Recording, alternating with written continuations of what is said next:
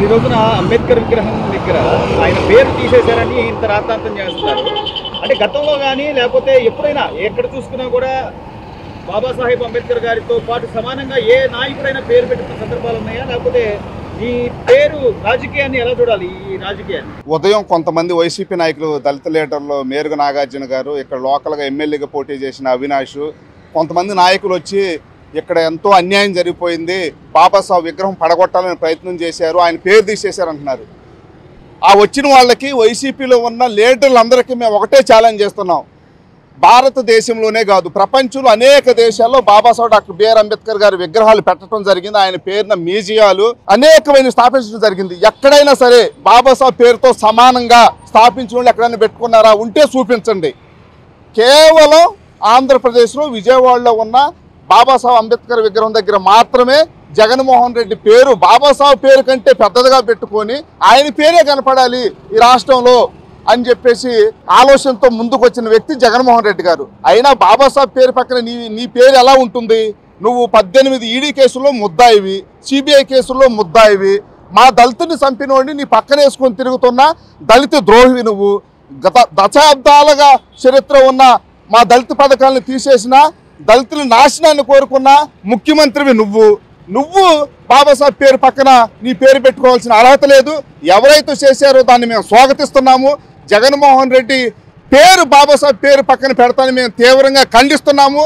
చంద్రబాబు నాయుడు గారు కూడా ఒకటే విజ్ఞప్తి చేయదలుచుకున్నాము.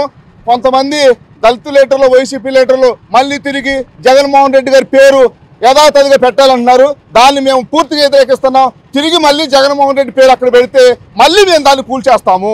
జగన్మోహన్ రెడ్డి పేరును మళ్ళీ మేము తీసి పారేస్తాము. జగన్మోహన్ రెడ్డి లాంటి అవినీతిపరుడు ప్రపంచ మేధావి ఎక్కడ? జగన్మోహన్ రెడ్డి ఎక్కడ? అవినీతిపరుడు, హత్యా రాజకీయాలకు కేరఫ్ అడ్రస్గా ఉన్న జగన్మోహన్ రెడ్డి పేరు బాబాసాహెబ్ పేరును పక్కన పెడతారా? నీ ప్రభుత్వం అన్నీ నడిచినాయి. ఈ నడవు ఎవరైతే చేశారో వాళ్ళు మంచి పనే చేశారు. ఎందుకంటే అవినీతి పరుడైన జగన్మోహన్ రెడ్డి పేరు బాబాసాహెబ్ పేరు పక్కన పెడతానికి వీల్లేదు. ప్రపంచంలో మచ్చలేని నాయకుడు బాబాసాహెబ్ డాక్టర్ బిఆర్ అంబేద్కర్ గారు. రాష్ట్రంలో ఉన్న దళిత సంఘాలు, దళిత ప్రజలు అందరూ కూడా అర్థం చేసుకోవాలి. ఇక్కడ బాబాసాహెబ్ విగ్రహానికి కానీ ఆయన పేరుకి కానీ చిన్న గీత కూడా పడలేదు, ఎవరు అవమానపరచలేదు. కేవలం జగన్మోహన్ రెడ్డి ఏదైతే దళిత ద్రోహికి పెత్తందారి ఉన్నాడో జగన్మోహన్ రెడ్డి, ఆయన పేరును మాత్రమే తీసేశారు. అది గుర్తుంచుకోండి. దీనివల్ల దళిత జాతికి ఏమీ లేదు. మీరు అనవసరంగా సాక్షి ఛానల్ లేదంటే జగన్మోహన్ రెడ్డి సోషల్ మీడియాను చూసి మీరు ఎమోషన్ అవ్వాల్సిన అవసరం లేదు. సమతా సైనికులుగా మీ అందరికీ విజ్ఞప్తి చేస్తున్నాము. ఇక్కడ ఎలాంటి అవమానం జరగలేదు బాబాసాహెబ్ అంబేద్కర్ గారికి.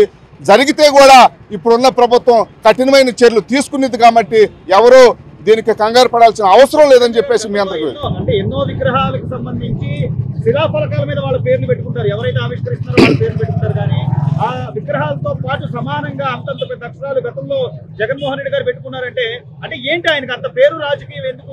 అంటే రంగులు మార్చడం కానీ, పేర్లు వేసుకోవడం కానీ, లేకపోతే పట్టా పాస్ పుస్తకాల మీద కూడా ఆయన పేర్లు పెట్టుకున్న సందర్భంలో ప్రజలు చాలా స్పష్టమైన తీర్పు ఇచ్చారు. ఇంకా తెలుసుకోరంటారు ఆయన? అసలు తెలుసుకోకే కదా ఆయనకి ఎంత పిచ్చి అంటే, ఆయన అధికారంలో లేనప్పుడేమో అమ్మో పేరు కోసం పోకులాడుతున్నారని ప్రభుత్వాల మీద బురద చల్లుతాడు.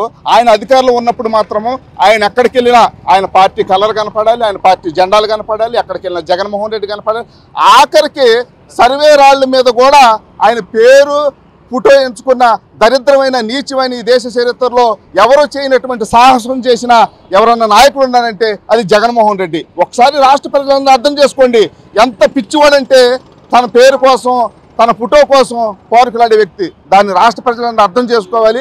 అది బాబాసాహెబ్ పేరు పక్కన పెడతాన్ని మేము తీవ్రంగా ఖండిస్తున్నాం. విగ్రహ రాజకీయాన్ని ఎలా చూడాలి? కేవలం పేరు తీసేస్తే అదేదో నిజంగానే జాతిపిత పేరుని తొలగించారు అన్న చందంగా, లేకపోతే అంబేద్కర్ గారి విగ్రహానికే ఏదో అవమానం జరిగిపోయిన విధంగా ఈ రోజున వైసీపీ నాయకులు కొంతమంది వాళ్ళు కూడా ప్రతిపక్ష కార్యాలయాల మీద దాడులు చేసిన నిందితులుగా ఉన్న వాళ్ళు కూడా ఈ రోజున వచ్చి బయటకు వచ్చి అన్యాయం జరిగిపోయిందని చెప్పడానికి ఎలా చూడాలి సార్? గత ప్రభుత్వ హయాంలో రాష్ట్రంలో దళితులకు జరిగిన అన్యాయం మరి ఏ ప్రభుత్వంలో కానీ ఏ రాష్ట్రంలో కానీ ఈ దేశ చరిత్రలో ఎప్పుడూ జరగలేదు.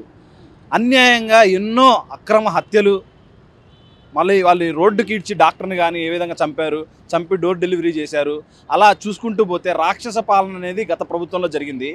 అప్పుడు వాటి విషయమై ఏ ఒక్క ఎస్సీ లీడర్ కానీ ఏ ఒక్క మినిస్టర్లు కానీ సాక్షాత్తు జగన్మోహన్ రెడ్డి కానీ స్పందించిన దాఖలాలు లేనే లేవు. ఒక పక్క దళితుల పథకాలన్నీ తీసేసి దళితులకు రావాల్సినటువంటి సబ్సిడీ నిధులను దారి మళ్ళించి, అలాగే మాకున్నటువంటి విదేశీ విద్యా విధానాన్ని తీసేసి, అంబేద్కర్ స్కూల్ ఆఫ్ ఎక్సలెన్స్లు తీసేసి, ఇలా చెప్పుకుంటూ పోతే దళితులకి గత ప్రభుత్వ హయాం అంతకుముందు ఉన్నటువంటి పథకాలన్నింటినీ బేషరతుగా రద్దు చేసి దళితులను మభ్యపెట్టడానికి ఈ 405 కోట్లతో ఈ విగ్రహాన్ని నిర్మించాడు.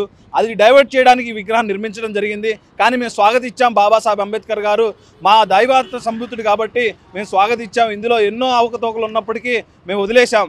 కానీ ఆయన శిలాఫలకం మీద ఆ పేరుని మేము అప్పుడు అంగీకరించలేదు, ఇప్పుడు అంగీకరించలేదు.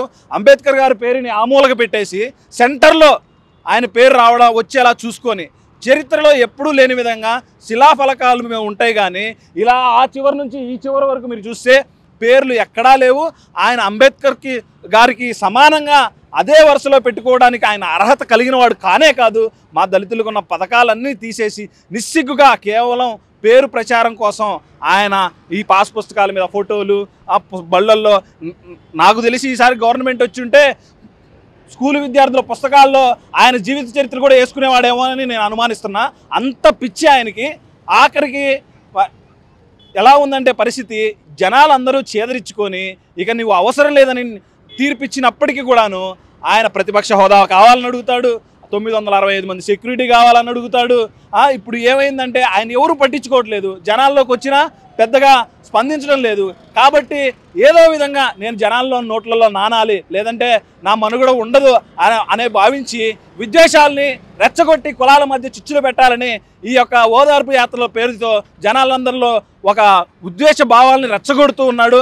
ఆ క్రమంలో భాగంగా ఎలా అయినా సరే ఏదో ఒక న్యూస్ క్రియేట్ చేయాలి, అది ఎవరు పట్టించుకోవట్లేదు, నేనే చేయాలి అన్నట్టుగా వాళ్ళ పార్టీ కార్యకర్తలనే ఎవరినో ఉసిగొలిపి ఇది పడేయించారని మేము బలంగా నమ్ముతున్నాం. ఏదేమైనప్పటికీ ఎవరు పడేసినా మేము దీన్ని స్వాగతిస్తున్నాం. ఆయన ఎలాగూ అర్హత లేనటువంటి వ్యక్తి అని మేము భావిస్తున్నాం. అదేవిధంగా కోడికత్తి సీను కానివ్వండి, రాయి కానివ్వండి, మరి ఏవి తెలియకుండా ఈ రోజుకి ఆధారాలు లేకుండా చేశారు. అదేవిధంగా ఈరోజు ఎవరు పడేశారో ఆధారాలు లేకుండా ఉన్నట్టు మరి దీన్ని రాజకీయం చేయాలని చూస్తున్నట్లుగా మేము భావిస్తున్నాం.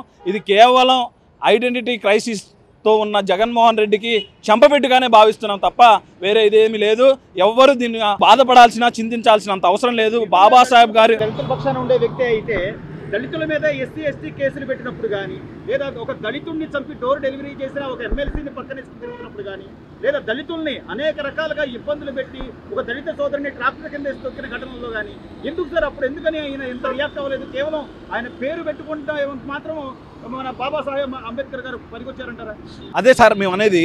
ఇప్పుడు గతంలో సాక్షాత్తు హోంమంత్రి నియోజకవర్గంలో ఒక దళితుడిని చంపేస్తే ఇప్పుడు కేసు కట్టలేనటువంటి పరిస్థితి.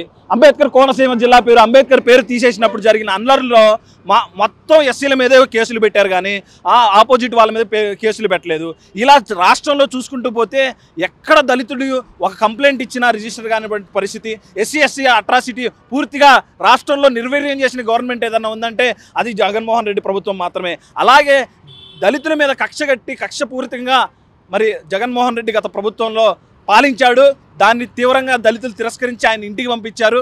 ఇప్పటికైనా నీ రాజకీయాలు మానేసి జనాల్లో నువ్వు ఆ ముసుగు తీసుకొని వచ్చి ప్రజాస్వామ్యబద్ధంగా నువ్వు రాజకీయాలు చేస్తే నీకు మనుగడ ఉంటుంది. అంతేగాని ఈ విధంగా కుటిల రాజకీయాలు చేస్తే నీకు ఆల్రెడీ సమాధి జరిగింది, భూస్థాపితం అయిపోతావు వచ్చే ఎన్నికల్లో.